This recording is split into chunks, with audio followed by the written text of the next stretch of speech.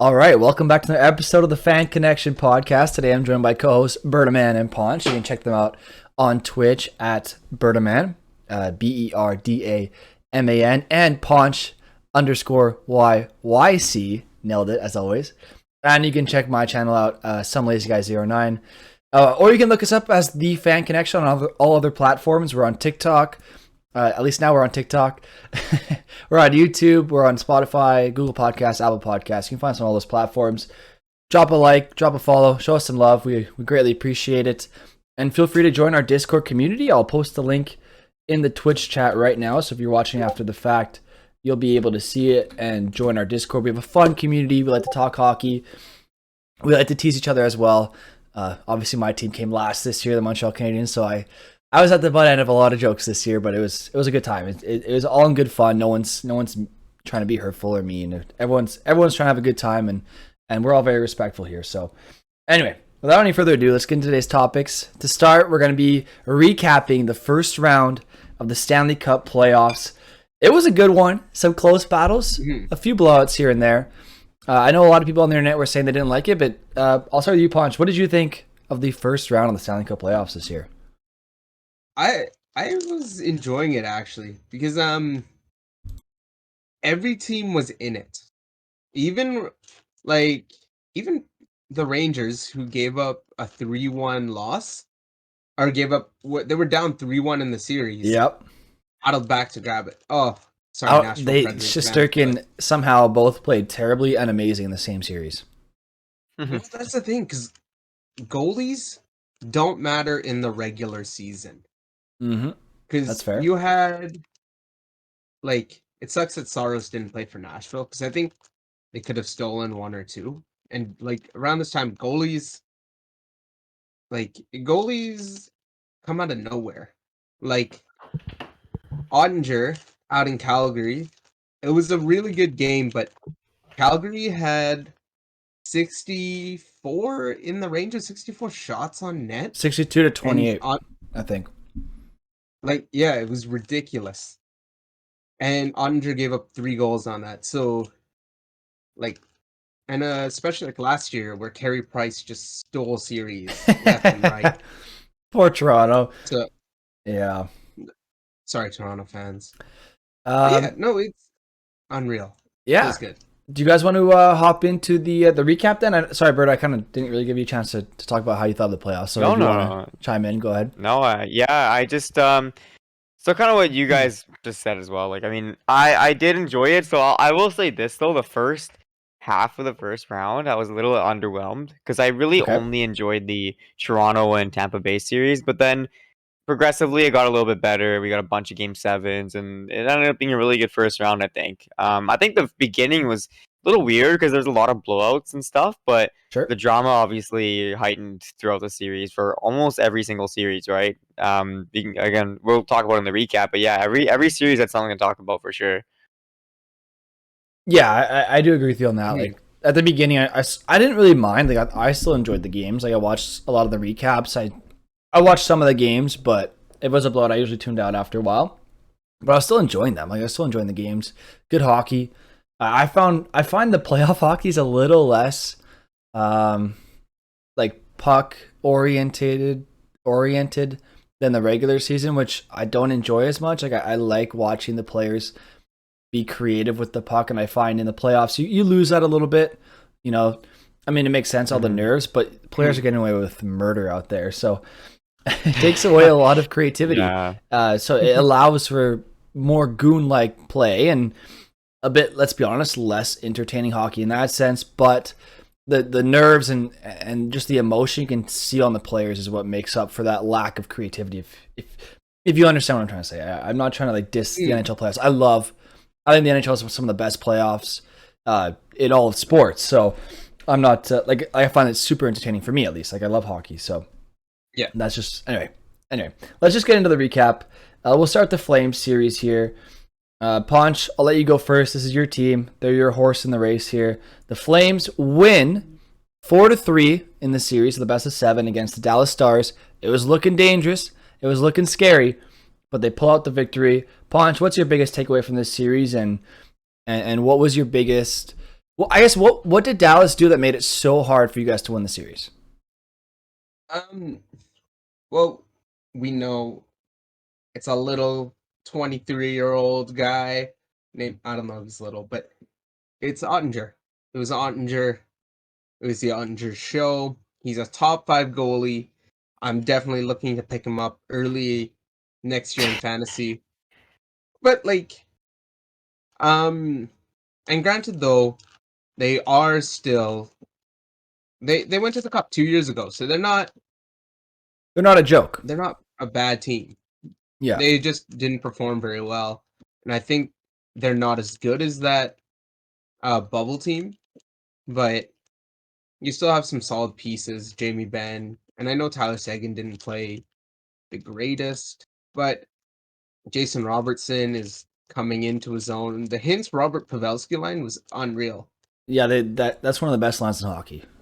Guarantee it.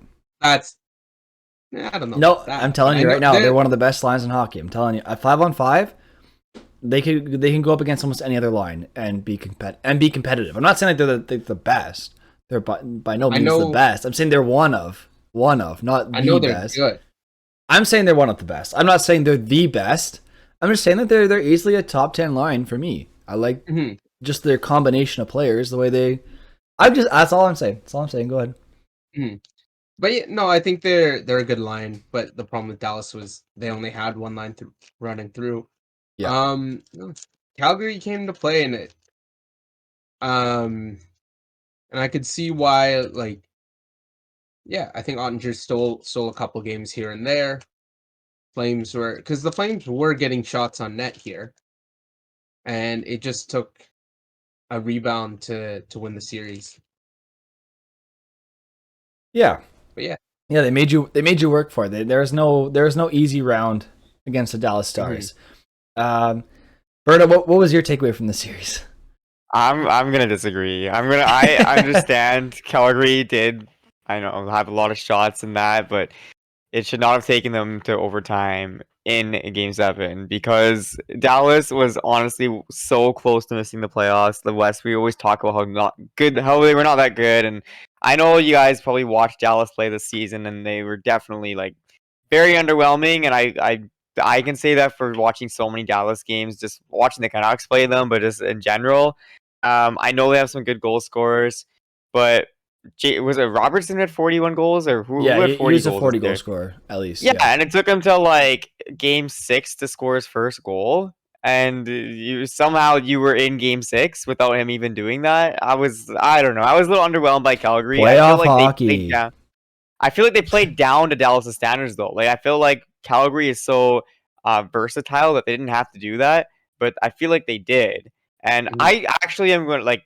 Spoiler alert, I think they're going to do much better next round before like our playoff round 2 preview, right? But I feel like it should not have taken them 7 games and overtime as well. But I know Andre played good, which is crazy. Like Pontius said, like, yeah, the season, like, you know, it just, it matters, but it also doesn't because, you know, anything can happen. One goalie can go completely off in the playoffs. Like, I wasn't super impressed with Ottinger in the season. I know he had a decent season, but like, he definitely played above that standard in the playoffs, right? Like he kept them in it. He had a 9-14 right? this year.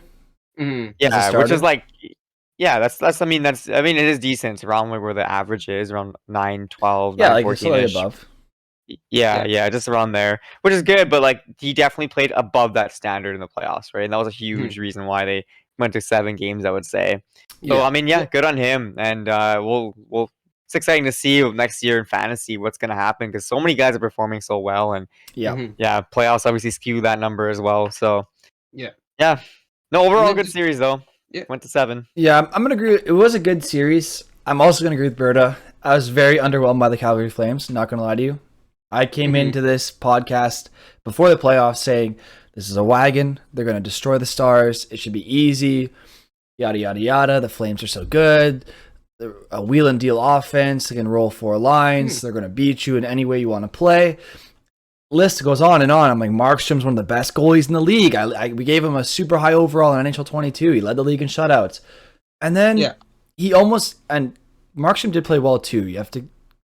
Markstrom did play well too. The Flames gave up a lot of grade A scoring chances to that first line. Mhm. But Jacob Markstrom played his butt off as well, although he almost got outdueled and out-goalied by Jake Ottinger, who, as Berta said, yes, he was I'd say he was above average this season. I think he was not a star, but he wasn't a hindrance. Like he was just a solid starting goalie.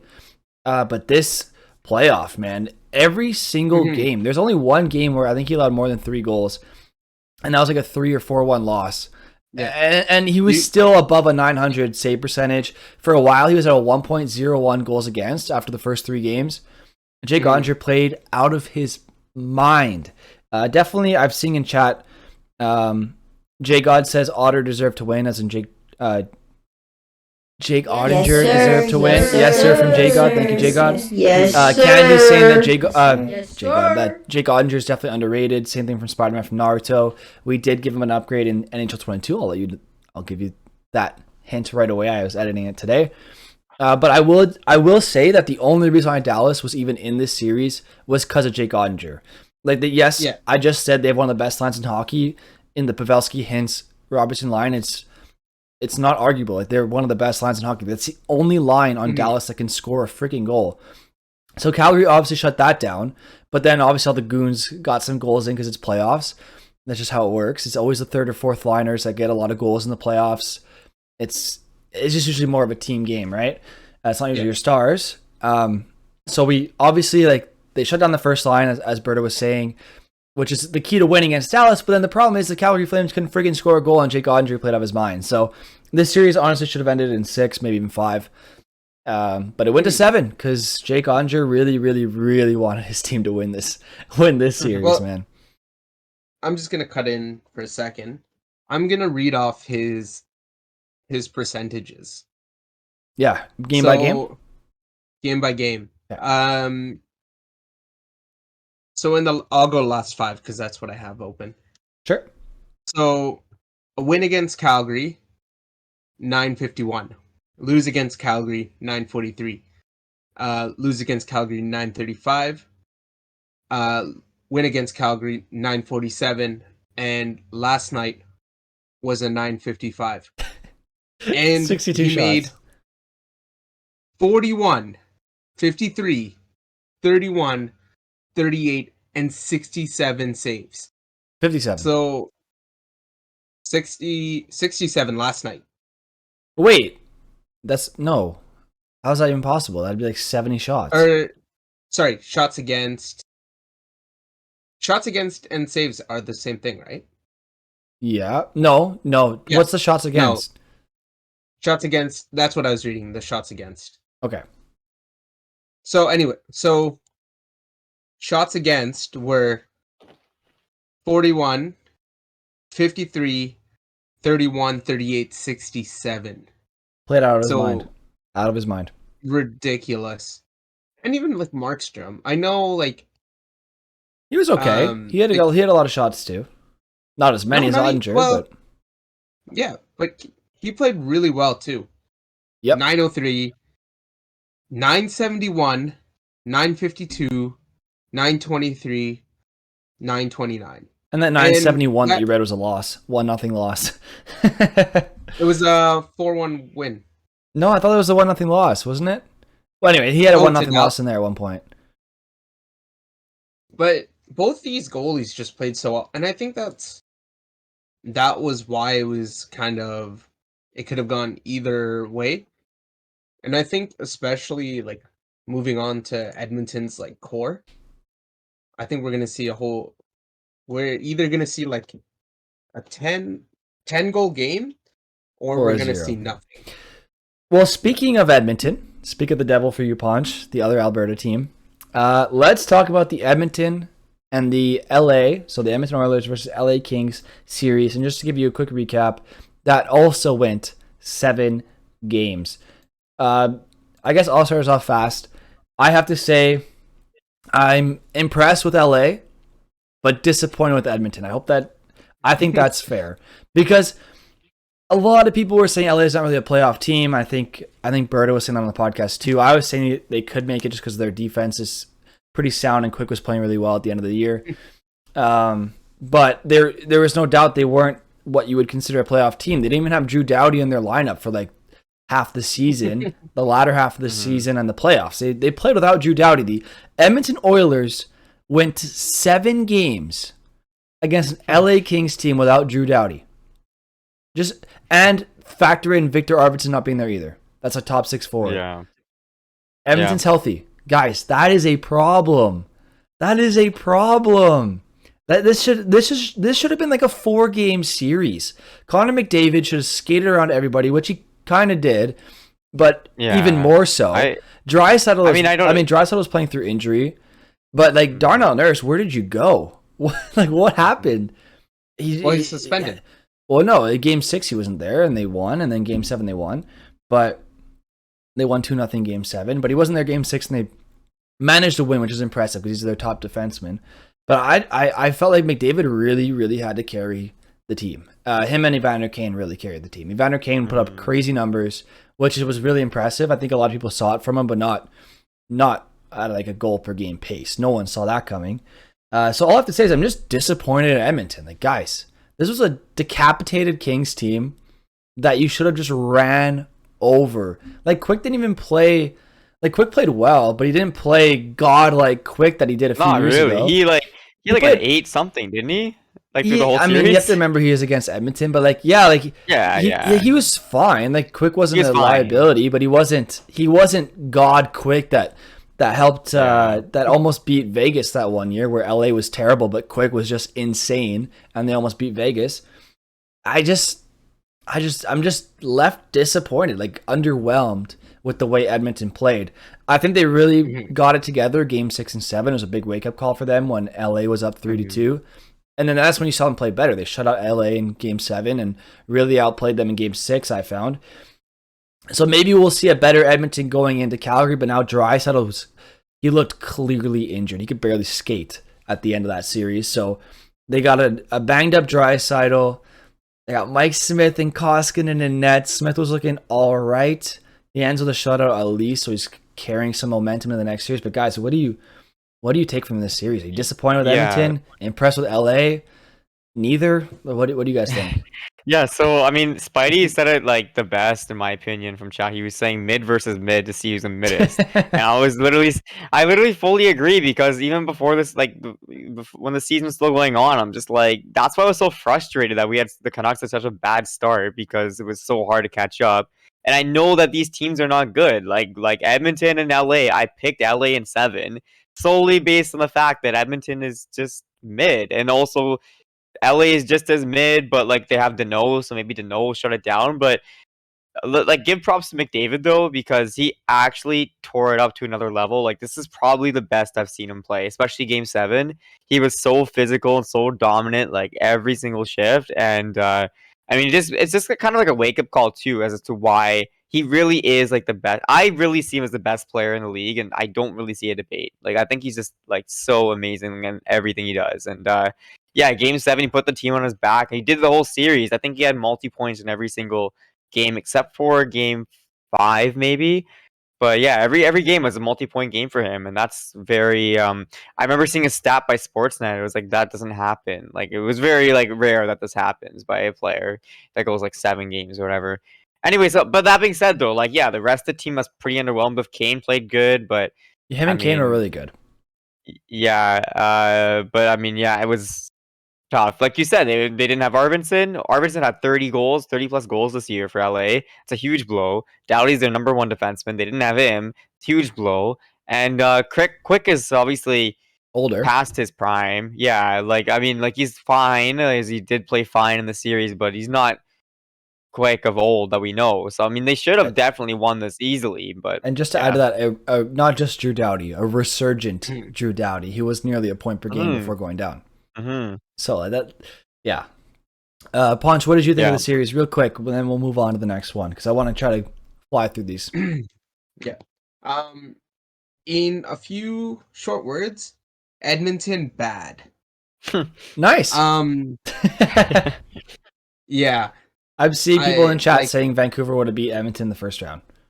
I think so too. Like, congrats, you took an AHL team to Game 7. Yeah. And I know, like, I guess Calgary needs to step it up, but like come on now. Calgary, their defense is on lock. I know the defenseman isn't like that much better, but they're so much better than the Kings that Oh yeah. if you're gonna play like that against the Habs would have beat Edmonton. I saw that from Air Snacks. Habs would be. You know what? A healthy Habs team if they had Weber, maybe, but no. Price was even. But I'm sorry, dude. No. Maybe last year's Habs. You got to step it up though, because Calgary. I know they took Dallas to 7, but that's because Ottinger more or less kept them in it, and Mike Smith is not Jake Ottinger, and it's not Jacob Markstrom, and McDavid and Draisaitl can only go so far. Yeah. Yeah, no, like Edmonton does have a flawed system where they're built around 2 players. One thing I will give them credit for, and I think we didn't give them enough credit for adding depth to their forward core. I don't know what the hell happened to Nugent Hopkins, by the way. This guy is literally only a power play guy. I don't know what else happened to him. Remember the stat I sent you in the season? We were like looking at like where he ranks. Yeah, like, I didn't even, and then now you definitely see it, right? Like you look at his points this year; it's all power play. I looked at his, I looked on JFresh's player cards, and RNH is not good. Like all he has is like 90%. I don't know what the power play percentage was, but some insane power play. He's not even a 2-way forward anymore. Like I know EA had him as a 2-way forward for a long time, and everyone thought he was a good 2-way center.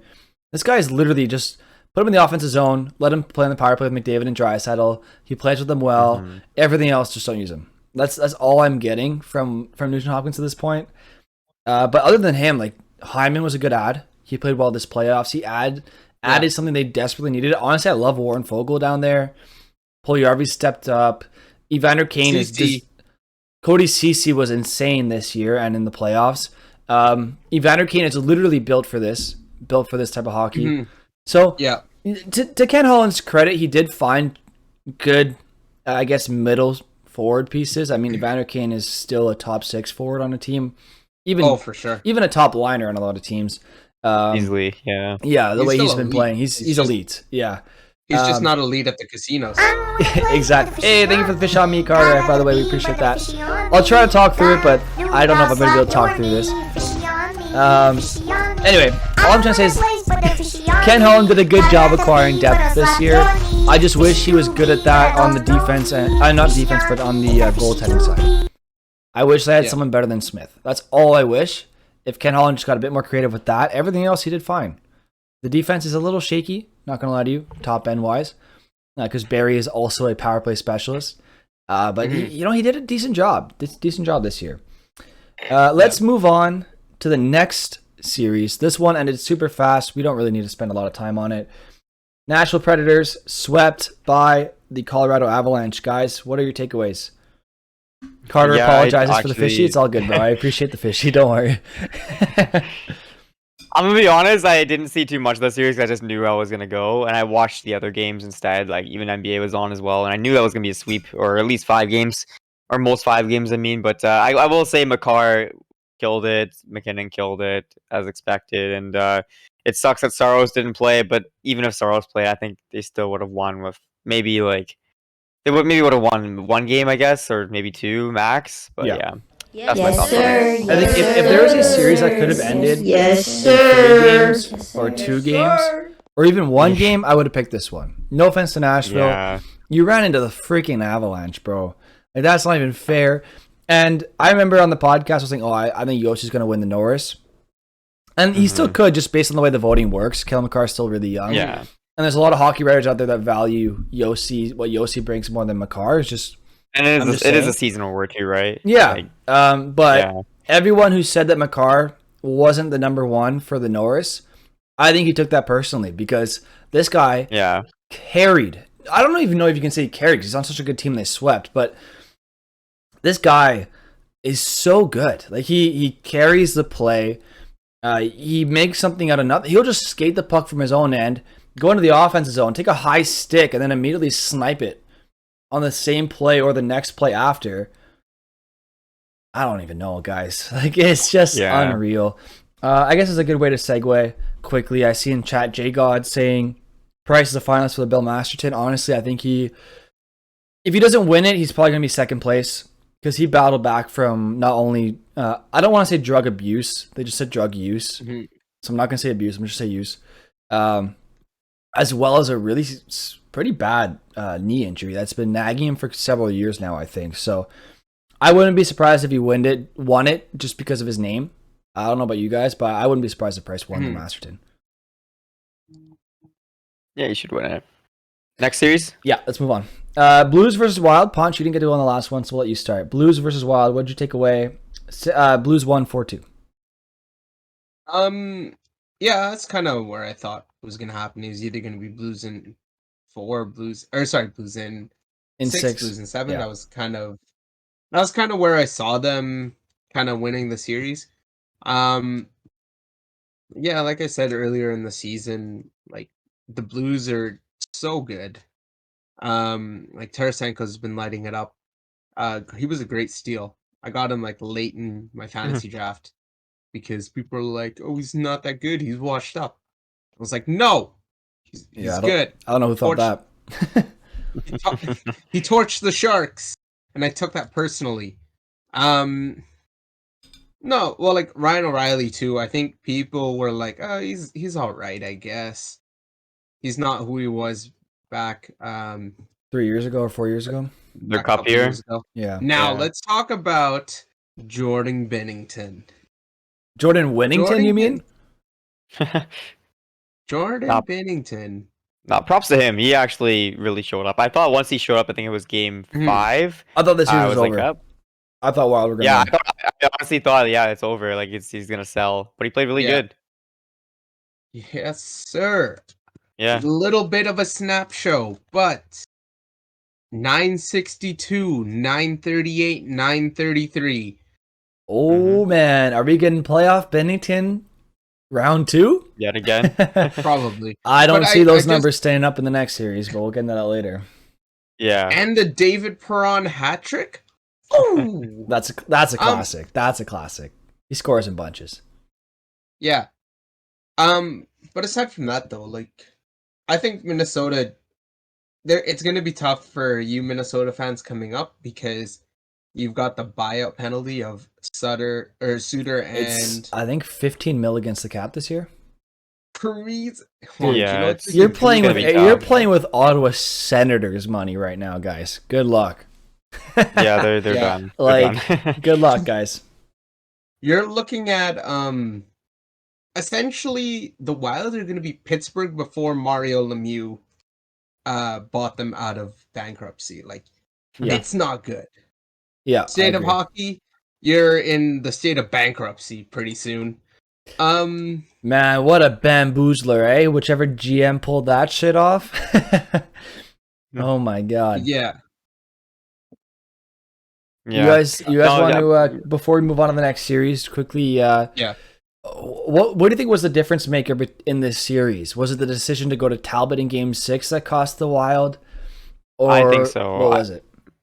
I think that St. Louis. Well, I always said St. Louis is more deep than Minnesota, just because. I know their defense wasn't as good, but one of my main things is like the goaltending might swing it either way, which I just didn't think it'd be Binnington to be the one that was like better.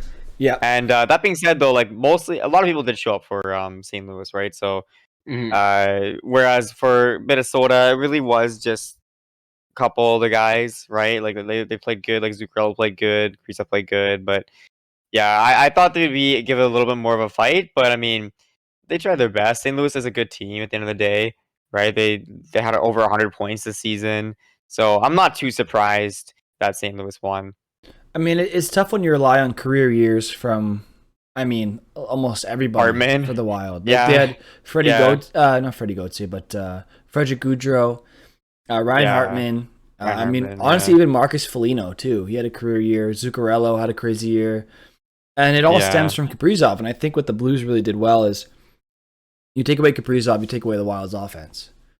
And That's true. Yeah. everything runs through him. Like, I think he's so underrated, Kaprizov. And I know a lot of people think he's amazing, but I still think he's underrated because Like if you look at the players he has on the depth chart for Minnesota before he got there, all these guys were like bottom 6 or most of them at least. I mean, Boldy's coming up as an elite talent too, but other than him, like a lot of these guys were lower level players, second line or below. Zuccarello was usually a second line player. Sometimes in his prime, maybe he was a first line guy, but for the most part, he's either a complementary piece to the star player or he was a good second liner. But now you look when Kaprizov comes in, all of a sudden you're telling me Ryan Hartman's a first line center. You're telling me Frederick Gaudreau is a second line center. Like there's something off there, and I think the Blues really exposed that. Yeah, well said. Next series? Yeah, let's move on. So let's move on to the Tampa Bay Lightning versus the Toronto Maple Leafs. This I think was the closest series in the first round. Yeah, I know you can maybe see the Dallas and the Flames series as well. I'm going with this series, though. I think Toronto had one more goal throughout the entire series, and they had a couple more shots, but every stat was essentially dead even. I think it comes down to the Lightning have Vasilevsky and the Leafs have Jack Campbell. That is my opinion. I think the Leafs have a higher level of goaltending as their starting goalie. I think they win. I look at the goals that happen in Game 7. Those are saves you got to make. Like the Nick Paul first goal, I think that was the first one was, I think, the biggest rebound I think I've ever seen. And not only that, he messes up his slide. Like he gives up the rebound, right? And it's a big rebound right to Nick Paul, but it's slightly out of reach, so he has to reach for it before shooting. But you look at Jack Campbell when he goes to slide, he misses his slide. He can't get the push. He wasn't able to slide laterally. Maybe he was battling something in his groin. I don't know, because you see him get injured later in that same game. But I think if you have a higher level goalie, like if you have someone even like 90% of Vasilevsky, I think he makes that save. And it's a 0-0 game. It's not a 1-0 game for Tampa. In a game where I thought Toronto came out playing well. And then you look at the game go-ahead goal, it's just a random shot. Like it is a close-in shot, so I'm not going to blame him too much. Like something else could have gone into. But it's a non-screen. No one's screening you. You have your eyes on the puck. No one's screening you. So you should make the save. If you see it, you should make the save. Maybe it was a perfect shot. And there's been a few moments like that. You look at one of the earlier games. Ross Colton comes in on, like, Ilya Lyubushkin is forcing him to shoot from beyond the hash mark. Like, beyond the slot. And no one's screening Jack Campbell. He just beats him clean. There was a lot of situations like that where I found the Lightning kind of got away with easy chances and scored, whereas the Leafs had to grind and dig and really, really push Vasilevsky to score even one goal. So, and they were able to do it because they're really good offensively. So I think if Dubas is able to upgrade Campbell, find a way to do it. I don't know how you do it, but find a way to do it. I think the Leafs are a true contender and could win the cup, like a champion level team. Because, I mean, look, they took this back-to-back Stanley Cup champions to 7 and lost by 1 goal in back-to-back games. So I think, Cuttin, I do agree with you to an extent. Like, yes, I've always said, too, that, like, if the Leafs have an elite goaltender, that will definitely, like, you're going to get past first round for sure. Like, they were already cup contenders as it was, but, like, if they get a top-end goalie, that's great. That's probably going to be their best bet. But I think that, I mean, I agree with what you said about Campbell and Vasilevsky being better. But I think this is just another example of how many different play styles Tampa Bay can play.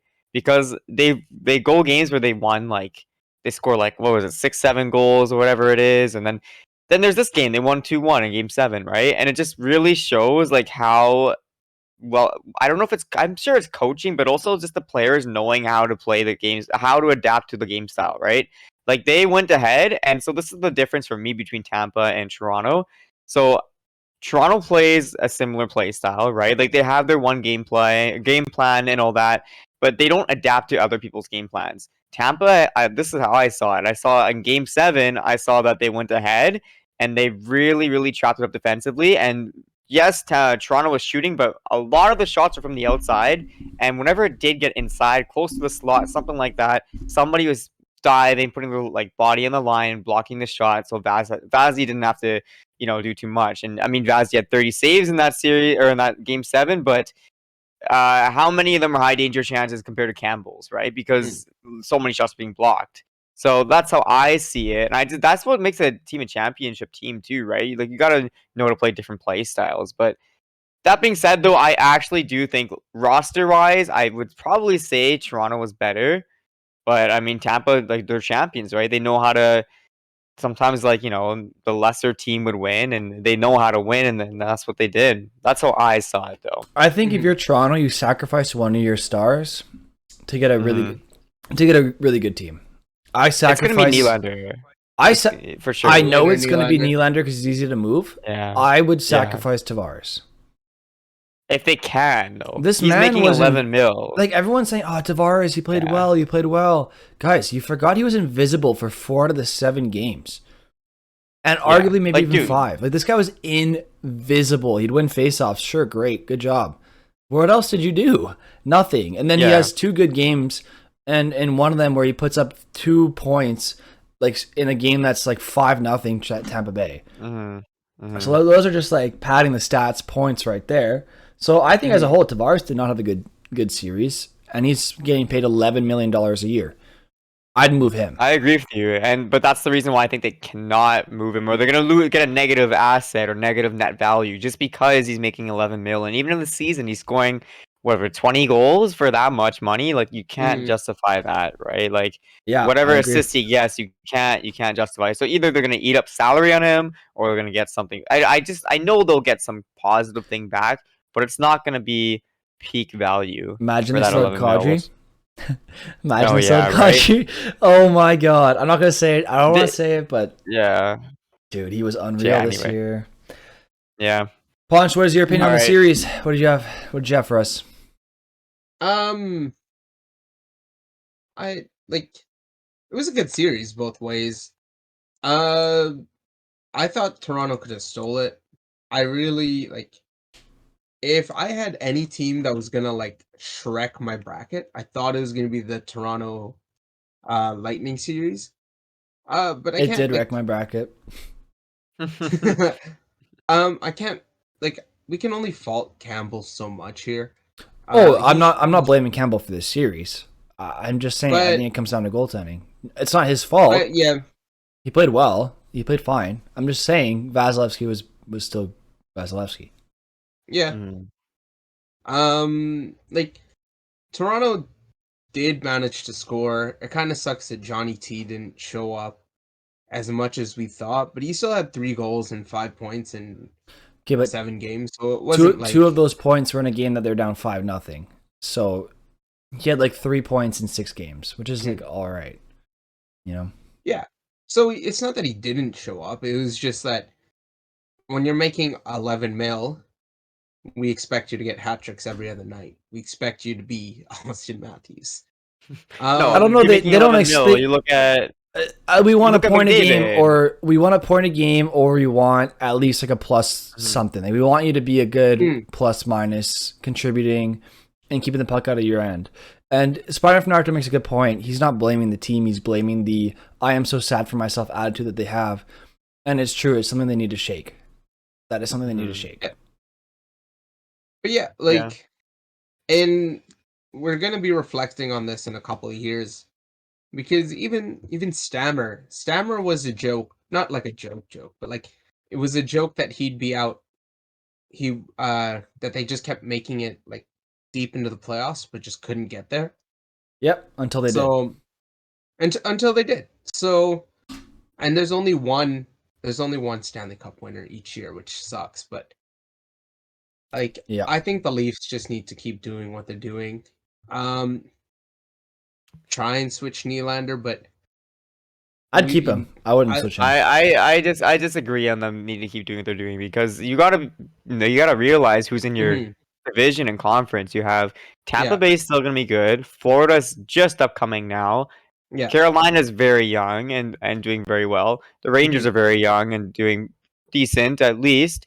So you're in a stacked conference. You're in a tight conference. So they gotta do something to move. And we didn't even include Boston. Somehow still, Boston's like a cockroach. You just can't die. Although I think we'll get to Boston, but I feel like it's done now. But anyway, it's so tough too. Yeah. And there's even when we were watching, there's times where we were like, oh, that should have been a penalty, and sometimes they get called, sometimes they don't. So even that goal takeaway was brutal. That Well, goal exactly. takeaway was brutal. But So you can't blame the refs. It's a bad mentality. you can't blame the refs, but you can understand that there are times where this could have gone Toronto's way and it could have gone Tampa's way. It just really depends on who's watching and which ref it is. So Yep. like try your best with what you have, especially because there's not great because they really need either defensemen or goalies, and you're either gonna have to overpay for Kemper or Huso or some of these like backups that are playing really well. You're gonna have to get Louis Domingue his spicy pork every game.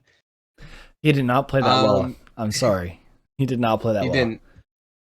Who did? Somebody spiked his spicy pork, and I'm not having it. But like you're gonna have to find something, and as long as like it sucks, the memes suck. Okay, I sympathize with you, Toronto sports fans. The Raptors are mediocre. The Blue Jays have been mediocre, and the Leafs have been mediocre. I sympathize with you. It's tough years of mediocrity right now. Oh, this year they're lights out in the regular season. But anyway, let's move on. We've talked enough about Toronto. It's been over 10 minutes here, but let's move on to the next one. The Rangers versus the Penguins. Rangers take it in 7. They won the 7th game after being outshot 45-30. What do you guys think about the Rangers versus Penguins? I thought the 3-1 series thing, so if Crosby didn't get injured, I think they would have actually just closed it out. But because he got injured and they won, there was like a 3-1 series. I actually picked the Rangers to win a lot quicker than they did, but after watching that, I'm like, okay, Penguins are gonna win. But yeah, Crosby got injured, and I'm like, okay, now they're gonna win game 5. They were gonna win game 5. It's gonna be a 3-2 series, and then they're probably gonna lose in 6. But somehow they just kept battling. They got it through, and like you said earlier in the podcast, Shesterkin somehow played really good, but also bad. So Yeah. that series I think definitely could have won either way. But I think if Crosby was healthy the whole time, I think And Penguins would Malkin. have just easily won. Yeah. Like Malkin was partially injured. Crosby was injured for 3 games, or was it 3 or 2 games? I can't remember. You didn't have Jari. You didn't have Raquel for a few games. You didn't have DeSmith. You had Louis Domingue. The fact that the Rangers let this go to 7 is, I mean, maybe it just talks about the will of Crosby and the will of Letang and the will of Malkin to keep their team alive, and Gensel. Can't forget Gensel. But, dude, they had a 3rd-string goalie. They were missing Raquel and Crosby for a few games. They were missing a few other guys here and there. They didn't have their backup. They didn't have their starter. And it went to 7. I mean, Rangers, this is not a good omen for you next round. I'm going to be honest. Not a good omen for you guys next round, but we'll see. Ponch, what do you think? I think Tony Giangelo might have hexed the Penguins, so then he could have played his former team. Like these teams are like the Rangers shouldn't have been down 1-3, just because the Rangers are so much deeper, and the kid line like Keedle, Capo, and Lafreniere were playing really well. I was actually surprised that Pittsburgh pulled out a 3-1 lead. But yeah, like the Rangers shouldn't have been there. They should have won it in 6. That's really it for me. Yeah. Next series? Yeah, let's move on. Yeah. We got the Florida Panthers versus the Washington Capitals. What did you guys think of that series? I'll go quickly. I think Florida should have won it faster. What the hell were you doing? They were toying with their food for the first few games. Honestly, I think I gotta respect Washington. They really took it to Florida the first couple games and really made it look like they're gonna win. It really seemed like the Panthers were gonna lose that series, and then in Panthers like fashion, classic comeback cats as they call themselves, they won it in 6. Right? I think it was. They were. Yeah, it was in 6. They were actually really close to losing. I think it was when Washington was It was 2-1. tied 2-2. Was it 2-1 Washington? Yeah. I think it was the next game or whatever it was, but it was I I think it was game 5. Washington was up 3-0 and Florida came back and won. Literally just before they came back and won, Washington Bobrovsky let in one of the worst things I've ever seen in my life. But it was just offside. Like he just shot it just right behind the line. So like it didn't count. And then obviously like they scored like 3 goals after that, tied it, won it. But they were so close to being on the brink of like elimination because it would have been up 4-0 by then, right? So it's one of those things for me. Is like you poke the bear, and you can poke the bear so much until the bear finally decides your food. And I think the Panthers were the bear, and the Capitals were poking them. And as soon as there was a threat of being down 3-1, where all it takes is one loss to be done. After that point, I think the Panthers really woke up, and then from then on, they won the next 3 games and won the series 4-2. To me, the Panthers don't have great goaltending. I think Bobrovsky's a little weaker than what he used to be, but he's solid enough. Like he's good enough. He has a few good games here and there. He lets in some weak stuff, though. To be honest with you, Spencer Knight. Honestly, they still have him on the bench. He had a weak season this year, but he's shown in the playoffs he can show up as well. So they have 2 like solid goalies that they can rely on. They're in a better situation than Toronto in that sense. So tip my hat to the Panthers, man. You survived a hard-fought series. I also tip my hat to the Caps. You took it to them. You worked hard. You did your best. You're an older team. A lot of teams wrote you off right away, and you kind of showed us, hey, we're not bad. Like we can compete with these good teams. They forced Florida to 6, a team that everyone had destroying the Capitals. Capitals made it interesting. So good series. Ponch, anything else you want to add? Yeah. So I just want to shout out the 12th all-time point scorer, Joe Thornton, for making it past the second round. I'm really rooting for him. Has he played a game this playoffs? I don't think so. It doesn't. He only needs one, right? Same value. He plays he has the same value whether he plays 0 games or all of them. Joe Thornton, if you're listening to the podcast, I appreciate you. Oh, we all love Joe Thornton. We'll get him on one day and tell him. Right? Bro, we all love Joe Thornton. If we could have him on the podcast, I'd be like praising him all day. He is one of the best playmakers of all time, hands down. Yeah. Also, and great guy, from what I can tell. I love Joe Thornton. Jumbo Joe, baby. You just want to move on to his former team then, the Boston Bruins. Yeah, let's do it. So the Boston Bruins lose to the Carolina Hurricanes in a respectable 7 games. What do you guys think of that series? I know that you and I really agreed that it was going to be very hard for Carolina to win because they're on their 3rd string goalie. And that's actually, before I was definitely on Carolina's side. I would have them in the Eastern Conference Finals. I predicted the Raanta injury. Boston. Yeah, you predicted the Raanta injury. I literally was like, okay, yeah, Boston's just going to win. Just not because they're better, but just because Carolina's not going to be able to win with this 3rd string goalie. Because I actually didn't know much about him, and that was stupid of me because they also carried. Fine. Yeah, but Carolina's carried like countless goalies in the past years. I don't know what was wrong with my mindset there, but yeah, that's what happened. Carolina played really good. They're definitely the better team. I know I went to 7 games, but I feel like Carolina just actually had control like this entire time. That's how I felt. Yeah.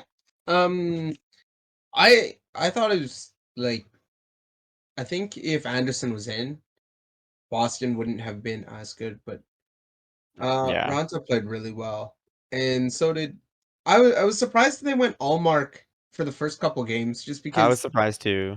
Oh, like Swayman's been so good. But yeah, I think like Patrice Bergeron might be on the move. Yep. I don't. Well, he was hugging everybody. You saw that at like the end, which he could might be nothing. Leave, he but might stay. You never know. You never know with hockey players. Yeah. Well, like Claude Giroux, probably everybody thought he was probably going to be career flyer. But and then along came GM. What's his name? Oh my God, what's his name? The GM of the Flyers Hextall? right now. No, not Hextall. No. What's I his name? forgot too. Fudge. What's his name? Bobby Chuck Clark, Fletcher. right? Along came Fletcher. Chuck Fletcher. And that changed things quickly, guys. He has a fun in way all of fairness. making teams very bad. Well, they were bad to begin with, and then they got worse. Yeah. So, but like, I think Boston, like their GM management center, is going to realize that we can't rely on the perfection line forever, and hopefully this means like you pick up some young guys, or you call up like Lysell and some of these. Like I think Frederick might have. Was it Mhm. Frederick or Trent Frederick or Jack Studnicka? yeah? It was one of. Oh, it might have been DeBrusque actually. I think He DeBrusque played demanded a trade, very well. and I Yeah. think you're gonna see a little bit of a shakeup. Not all at once, but I think you'll see a shakeup. Well, in short, let's just say I'm really excited I'm excited talking about the playoffs right now and the brackets, but I'm very excited to talk about the off season whenever the playoffs are over. Especially because Boston yeah. right now. there's so much that's gonna happen with like Yeah. so many teams. Well, Vegas fired yeah. Pete DeBoer. We'll Yeah, talk about that DeBoer's more in gone. depth later, but I mean, I think we Yeah. all saw that coming. Yeah. I thought Prediction time? Oh, just For, before we do that, I want to say one thing about Boston. I'm trying to remember what I wanted to say. Punch mentioned the perfection line, and it's funny you mentioned that because as soon as they went back to the perfection line, that's when Boston actually won more games than they lost. So when Boston was on the brink, or right before they went on the brink, they put the line back together, and that's when they forced the series to be really close. I think if Boston went the perfection line earlier, they might have won. Mhm. And if McAvoy didn't go down with injury or COVID protocol, or Hampus Lindholm getting injured. Mhm. I don't know, guys. Boston could have won that series. Anyway, they didn't. The Hurricanes honestly deserve to win. They have a great team. I love Domi. I love Jordan Stahl. Old Domi. Love them together, and they played great. Yeah. Let's move on. Yeah. Punch. You're gonna be excited for this one. The Calgary Flames are up against the Edmonton Oilers in the Battle of Alberta. Punch. What is your prediction, and what should we look for in this series? You already know. You already know. I'm wearing Blasty. I've got the C. Lanny McDonald, baby. I got Mr. Hall of Fame's jersey on right now. Well, I've got to make a bet with my lecturer, because funny enough, my lecture's from Edmonton, which is like, which is cool because we've been talking hockey all. Your grade might be relying on this series right now. Oh yeah, well, because I was thinking about bets. What can I bet? And I was like, my favorite thing so far was if the Calgary Flames win, she has to make me a Stampede breakfast. And for those, I think I'm the only Calgarian in the community, but I that's think so. pancakes, I sausage. mean, you're in New Zealand. Fair. Pancake, sausage, and I'll see if she can wear like a flame. If she can wear my Flames jersey to class, and she has to teach lecture. That sounds like a good bet. Well, now, what do you have to do? I don't know, but I would actually be fine with making her pancakes. I'd be fine with the same and Same having to wear outcome. an Edmonton like jersey throughout class. I wouldn't want to, but I will. Yeah, because a bet's a bet. McDavid as well, I think would be a good one. Yeah, that actually I really like McDavid. I like Team Canada McDavid. I hate Edmonton McDavid. Okay. But yeah, I think the thing to look out for is it's going to be the goaltending. Will Mike Smith overplay the puck? Probably.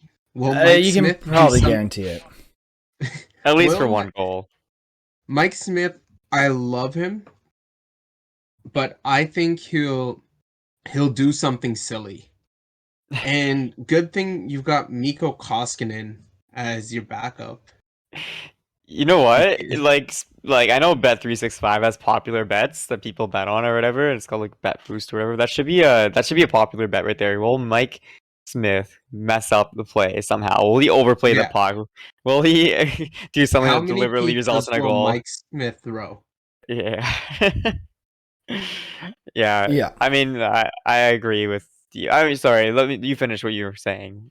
for your But yeah. prediction. Sorry, I'm reading chat. Spider-Man from Naruto says, I hope Edmonton loses. I'm knocking on wood, throwing salt over the shoulder. I'm getting the monkey off our back.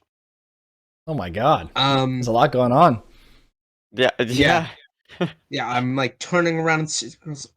We're gonna get it done. I will be eating a Stampede breakfast. Not this week, but next week. Maybe not even next I week, will- maybe the week after if it's 7 games. But Hold up. oh God, we lost him. He's gone. He's ran away. All Is right, it- Mike. What do you think I of the got- series? Oh God, he's got his Oh, Calgary dear. boots. Oh God. I will be rocking these. Oh I man, actually do Game have day. boots like that too. those Do look you want me to show you? nice. Those are nice. Those are fancy. Thanks, dude. Yeah, they're like from Lamley's, Yeah. not a sponsor. Yeah. But Okay, so Ponch is clearly going with Edmonton this series, right, guys? Yeah, Ponch is so clearly an if Edmonton I can fan. will it, Yeah. your Calgary Flames will face So- whatever central team.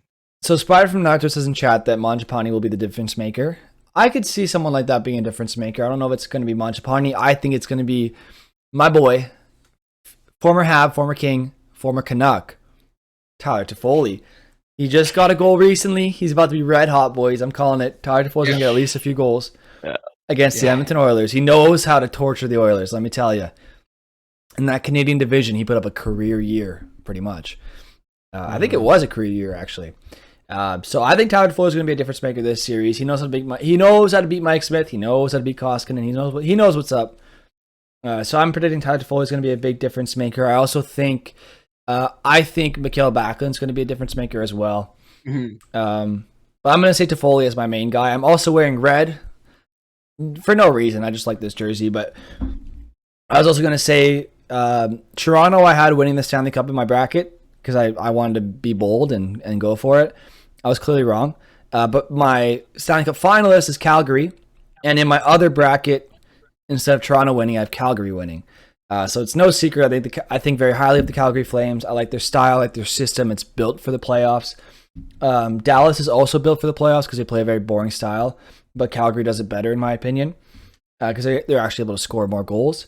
So I think Calgary should handedly beat the Edmonton Oilers. All they got to do is shut down McDavid, and they'll be fine. Mm-hmm.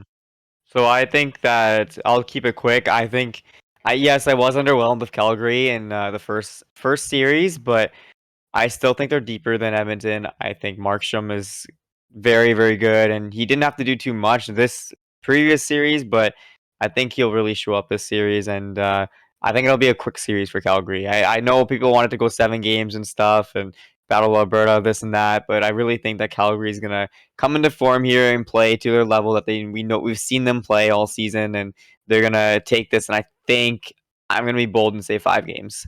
I'm gonna say 6 just because it's the Battle of Alberta and it's just crazy. I'm gonna say 6. I'm gonna say Flames in 3. Flames in 6. Okay. Awesome. Next up is the Avalanche versus the Blues. What do you guys have for that one? So that one I'm actually more excited for than Battle of Alberta, just because I think that'll be I think that's gonna be a really fun series to watch. Just for the sole fact that we didn't even see Colorado play. They played the least amount of games in round 1 out of everybody. So I'm excited to see them play and see how these high-end players match up against each other. And Tarasenko's on another level right now. He's literally looking like a superstar again, right? So that's gonna be a fun series. But I have Colorado in the finals, and they played to perfection in the first round, and I don't expect anything less in the second round here. I have Colorado in 6 games. I'm gonna say Avalanche in 5. I think the Blues got really. Let's just say the Wild played less than clean against the Blues, and they looked all pretty beat up. So I think the Blues are going to be tired, somewhat unhealthy because of injuries. And I think the Avalanche are just going to be like, hey guys, this is our game now, bye. And then just kind of run away with it. I might even say 4, but I'm going to say 5. There's already one sweep. I'm not going to predict back-to-back sweeps. I'm going to say in 5. And Spider-Man from Naruto seems to back me up as well in chat. What are you saying, Ponchi? I'm excited because both these teams are playing so well. I think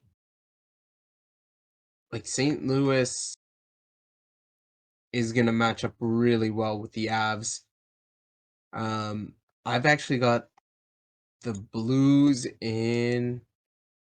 I can't remember what I put. Blues in 7, I think. Damn, bold. I like it. Interesting. All right. Let's move on to the next one. We're nearing the end of the podcast. Tampa Bay Lightning versus the Florida Panthers. Not the Battle of Alberta, but the Battle of Florida. Who do you guys have winning this one? That one is probably, honestly, every series is going to be sick. Like, honestly, all of them are going to be really good. First round, I wasn't so sure about some of them, but this one I'm really excited for. Florida, Tampa Bay is the one I know on the podcast we've talked about a billion times. Talking about, especially Mike was very heavily on Florida side of things. I was very heavy on Tampa Bay side of things. I have Tampa Bay winning, but I think that's also just me being biased to the whole series. You know what? No. You know what? I'm just going to say it. I think if Points out and Kucherov is still truly injured, I think that Florida should win this series. But I do think it'll be a 7-game series. I'm going Florida in 6. Mm-hmm. Ponch, what are you saying for the Florida Tampa? I don't think it's going to be a deadly series. I just think Florida has way... Like, you look at Toronto versus Tampa, right? Okay, Toronto has that first line of Matthews, Marner, and whoever else you want to throw in there. Usually it was Bunting, but for this playoffs, it wasn't always Bunting. And whoever else you throw in there, that's an elite line. Tampa needs to shut that down. They did an okay job, but the big boys showed up for Toronto. You look at Toronto's second line. You got Tavares, sometimes Nylander, sometimes not, and a few other guys. Third, like Kerfoot and whatnot. Third line, you got Mikheyev, Kampf, and Engvall. And sometimes Nylander, like they all kind of swap in between. And the fourth line is not really that threatening. Third line's not even that threatening either, usually, for offense. And the second line wasn't either this year for the Leafs either. So it was basically just their first line and whoever else could chip in whenever you could. With Camp being on the penalty kill. Hold up, I just gotta go to the door. Someone's here. You guys carry on. Yeah. Okay. You look at Florida, they've got their first line, they've got their second line, they've got their third line, they've got their fourth line, they've got their bench line, they've got their AHL line 1, AHL line 2. Need I continue? They have a point per game, Sam Reinhart, on the third freaking line. Third line. They have Mason Marchment, who was also nearly a point per game when he was in the lineup. He had like 40-something points in 52 games or something like that this season. Carter Verhaeghe on the line with Barkov. You got Huberdeau. You got Giroux, frick. You have Giroux. Duclair. Sam Bennett, who's been playing unreal since leaving Calgary. Don't know what it was with Calgary, but maybe something in the food he was eating. I don't know. No offense to Calgary. I'm just saying I don't know what it was for Sam Bennett that didn't do it for him. But like you look at this Florida Panthers team, that every line is something you need to shut down. Every line has someone you need to shut down. You look at their defense. You have Ekblad Uyghur. That's a really good first pairing. Ekblad's come out as a star this year. You got Josh Manson with, I think they have Josh Manson with Forsling. You have Gudis with Sherratt, and there's one other guy in there you can throw in here and there as well. Like Florida's got a physical blue line that can move the puck pretty well. They've got really good forwards. They've got okay goaltending. I don't see how Tampa Bay can shut these guys down unless Vasilevsky plays out of his mind. And John Cooper, which he probably does because he's a good coach.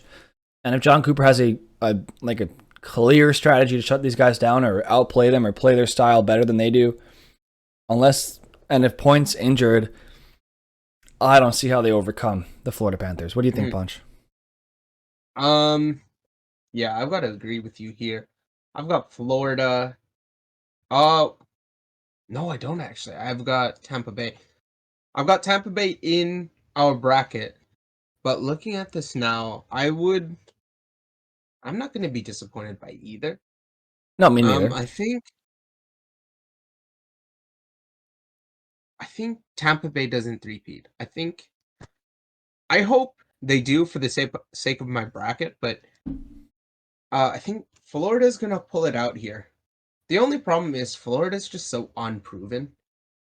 It's happened before where the first seed just gets beat out.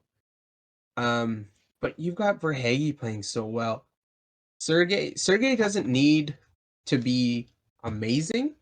He just needs to be competent. That's all we need to see with Sergey. Yeah. And I think the Panthers got the boogeyman out of the way. They beat the Capitals. They got the boogeyman the first round out of the way. I think it's open season now. They're going to be playing much looser than they did in the first round. The thing is, I just don't want to see Bobrovsky give up 2 goals on like 16 shots. I think because the Lightning are still the Lightning. Yep. If the Lightning play really well in the first period, it's a lot easier. You never want to be trying to chase a win. The Panthers are very good at it, though. Yeah. But I think Spencer Knight could pick it up just in case Bob doesn't play very well. But yeah. Right. I could see if Tampa just puts it on the throttle, even without Braden Point, which sucks because he's a good Calgary boy, and we all love our Calgary boys. I think Tampa could win it. I've got Florida in 7, but I think Tampa, if they play really well in the beginning, they could definitely not even steal. They could win the series. Yep. Yeah, they definitely could. But anyway, we'll see how it plays out. What's your prediction for the series though in 7? Or not in 7, but the best of 7. I've got Panthers in 7. Panthers in 7. All right. Now let's move on to the last series: Carolina Hurricanes versus. Oh my god! I almost forgot. Versus the New York Rangers. I mean, the Rangers played a carcass of a Penguins team and barely beat them. Shesterkin showed he was kind of human at times. Carolina has a really good team and really good goaltending, despite the injury. Like, Ranta's proven he's still a starter in the league, so not a star, but could be a starter in the league, I mean. And even Kochechkov played all right as the backup, so as the third string guy coming in as backup and starting when Ranta went down with the injury. So I think Carolina in 5 or 6. Like, I don't see this lasting long. Carolina, like, remember I listed for Florida 1, 2, 3, 4, blah, blah, blah, blah, lines, like being ready that you have to shut down. Carolina is very similar. You got line 1, you got to shut them down. They're really good. Line 2, they're more of a defensive line, but they're still quite solid. Line 3, you got Jordan Staal, you got Max Domi. They've proven they're very threatening this year in the playoffs. You know, Jordan Staal is one of those guys. He's solid all year, but when it comes to playoff time, he can still be a stud. Mm-hmm. So there's a lot to love for Carolina. There's a lot to like. I'm not a fan of D'Angelo. I'm not a fan of the person. I'm a fan of the game, if that's fair. I think he's a very good player. Mm-hmm. I just think he's not a great person, from what I can tell. Mm-hmm. At least in terms of his beliefs. I'm not a huge fan of his beliefs. I won't get into it, though. But I will say Carolina's got a really good team on paper. Much better than the Rangers for me. I think they're more experienced. I think they're further along in their development. I think the Rangers have a stud goalie who could steal a few games. They have the Breadman. They have Zibanejad. They have Kreider, Adam Fox. Mm-hmm. Like, those are all stars. I think of Lafreniere and oh my goodness, forgetting his name. Capo Kakko. If those two guys can come out as elite players in this run, then that would be great. And Ryan Strome as well. But I don't think it compares to the menacing Carolina Hurricanes. Mm-hmm. Yeah, I think same thing here. Carolina looks so good. And especially, like, they got so much better adding Domi. Stahl's looking really good. And hopefully Anderson's back pretty soon. I think Ranta's, like, the nice part about Ranta is he's fantastic enough that he can steal a few games, which is what you need, especially right now. Yeah. Because I feel like one of the things that New York would have trouble with is if Igor goes down. and you never want to see it, but it does happen in playoff hockey. So I've got Carolina in 5, and I think they're gonna show us good games. I think they're gonna be like a nice like four goal game. So enough offense, but it's not a complete shootout. Yeah, that's fair. I that's a fair assessment. Like, I just don't think, like you said, I don't think the Rangers are going to be able to compete with the likes of the Hurricanes. Like, the Penguins are obviously a very experienced team, very experienced coaching staff with great leadership. So I do understand why they were pushed so far by the Penguins, but dude, you're against Louis Domingue for how many games, guys? Like, figure it out, you know? Like, you keep the puck out of your net, man. You can't let the Penguins score 7 goals on you twice in a row. So for me, as much as I think the Penguins had an underrated lethality on their offense this year, in Jeff Carter and Evan Rodriguez, even Dan Heinen at times, and Zucker, Jason Zucker. Yeah, definitely Jason Zucker too. He played pretty well last game, and Ricard Raquel. That addition too was sly. It was slick. It was a good addition there in Raquel. Yeah. So we'll see where it goes for the Penguins. You know, they're retooling on the spot. You know, they're adding younger guys to help Crosby as they're getting older. You know, Gensel was a really good draft pick that they made a few years ago.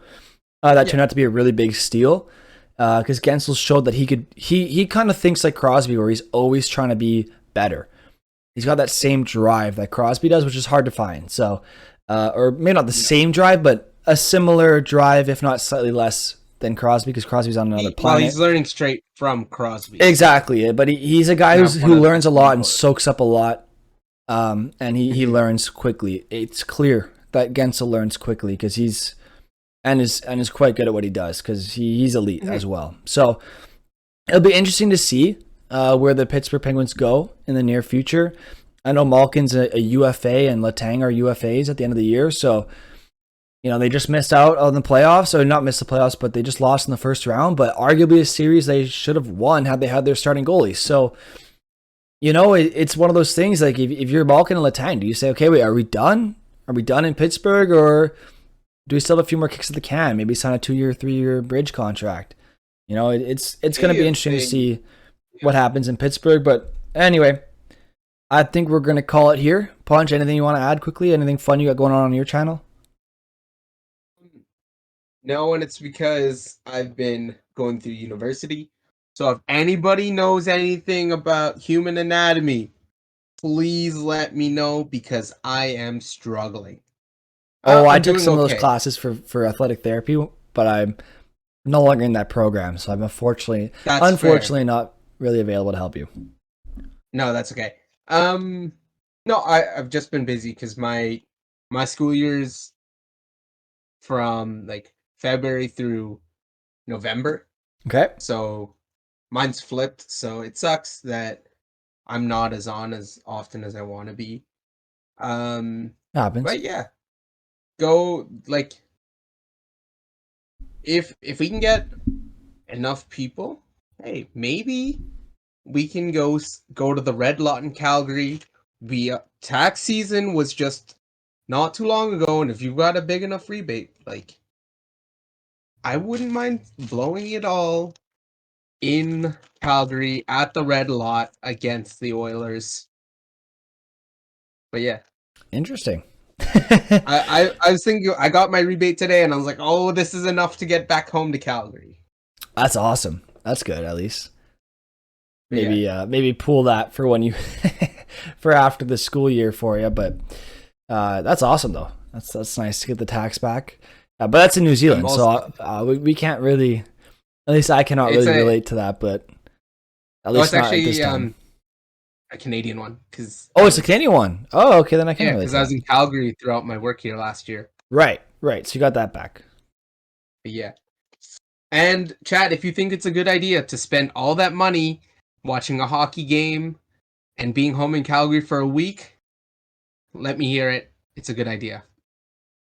I haven't seen anything in chat yet, but I'll let you know if I see anything. But while waiting for them to answer you, Punch, I'm gonna quickly do the outro here before we move on to some Warzone. I don't know where Berta is. He might be back soon. I really can't tell. But thank you everyone for stopping by today. Huge shout out to obviously to Ponch and Berta for co-hosting with me today. But shout out to Spider-Man from Naruto. I saw J God in here. We saw Candy or Carter in here.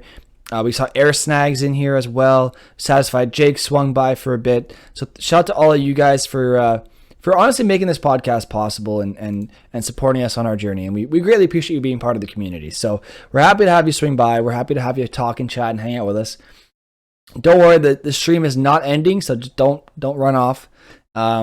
It's just the end of the podcast episode. So for those of you listening on Spotify, Apple Podcasts, Google Podcasts, YouTube, and such, drop a follow, drop a like, leave us a rating, drop a comment on the YouTube page, maybe send a TikTok message our way, a DM, whatever. Let us know your thoughts on the podcast. If you have any questions for upcoming podcasts, because we are an interactive podcast, so send questions our way. We're happy to answer them. We'll give you a shout out. We'll say, oh, this question from Spider-Man from Naruto, blah, blah, blah, blah, and we answer the question in detail. So let us know if you have any questions. We appreciate your support, and we'll see you all again soon.